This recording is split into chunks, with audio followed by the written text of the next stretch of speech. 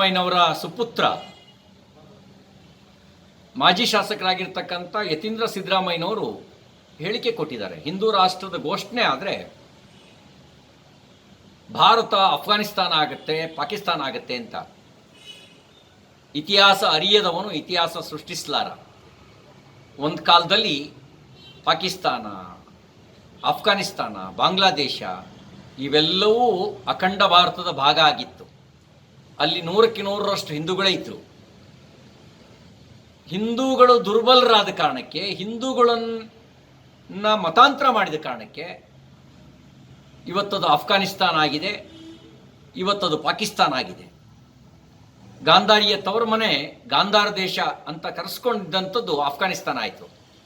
ಭಾರತದಲ್ಲಿ ಯಾವತ್ತು ಹಿಂದೂಗಳು ಕಡಿಮೆ ಆಗ್ತಾರೆ ಅವತ್ತು ಭಾರತ ಮತ್ತೊಂದು ಮೊಘಲಸ್ತಾನನೋ ಪಾಕಿಸ್ತಾನನೋ ಇನ್ನೇನೋ ಒಂದು ಆಗುತ್ತೆ. ಅದಕ್ಕೆ ಹಿಂದೂಗಳನ್ನು ದುರ್ಬಲಗೊಳಿಸ್ತಕ್ಕಂಥ ಕಾಂಗ್ರೆಸ್ನ ನೀತಿ ಪಾಕಿಸ್ತಾನದ ನಿರ್ಮಾಣಕ್ಕೆ ಕಾರಣ ಆಗುತ್ತೆ. ಹಿಂದೂಗಳನ್ನು ಒಡೆದಾಳ್ತಕ್ಕಂಥ ಕಾಂಗ್ರೆಸ್ನ ನೀತಿ ಅಫ್ಘಾನಿಸ್ತಾನದ ಸೃಷ್ಟಿಗೆ ಕಾರಣ ಆಗುತ್ತೆ. ಹಿಂದೂ ಒಗ್ಗಟ್ಟಾಗಿದ್ದರೆ, ಹಿಂದೂ ಬಲವಾಗಿದ್ದರೆ ಪಾಕಿಸ್ತಾನ ಅನ್ನುವಂಥ ವಿಚಾರವೇ ತಲೆ ಎತ್ತೋದಕ್ಕೆ ಸಾಧ್ಯ ಇಲ್ಲ.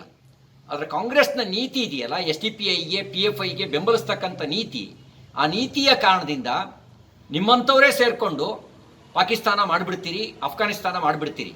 ಅದಕ್ಕೆ ನೀವು ನಿಮ್ಮ ಮಕ್ಕಳ ಭವಿಷ್ಯ ಸುರಕ್ಷಿತವಾಗಿರಬೇಕು ಅಂದರೆ ಹಿಂದೂಗಳನ್ನು ದುರ್ಬಲಗೊಳಿಸ್ತಕ್ಕಂಥ ಕೆಟ್ಟ ನೀತಿಯನ್ನು ಕಾಂಗ್ರೆಸ್ ಮಾಡಬಾರ್ದು.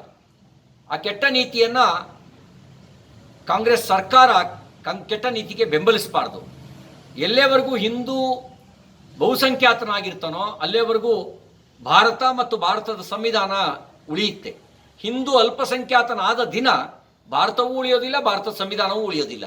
ಈ ಸತ್ಯವನ್ನು ಮರೆಮಾಚಿ ಹಿಂದೂ ರಾಷ್ಟ್ರ ಆದರೆ ಅಫ್ಘಾನಿಸ್ತಾನ ಆಗುತ್ತೆ ಅಂತೇಳಿ ಹೇಳ್ತಿರಲ್ಲ, ಇದು ಗೌರವ ತರೋ ಸಂಗತಿ ಅಲ್ಲ. ಹಿಂದೂ ರಾಷ್ಟ್ರ ಆದರೆ ಅಫ್ಘಾನಿಸ್ತಾನಕ್ಕೆ ಜಾಗನೇ ಇರಲ್ಲ. ಹಿಂದೂ ದುರ್ಬಲ ಆದರೆ ಮಾತ್ರ, ಹಿಂದೂ ಜನಸಂಖ್ಯೆ ಕಡಿಮೆ ಆದಾಗ ಮಾತ್ರ ಅಫ್ಘಾನಿಸ್ತಾನದಂಥ ಚಿಂತನೆಗಳು ತಲೆ ಎತ್ತವೆ.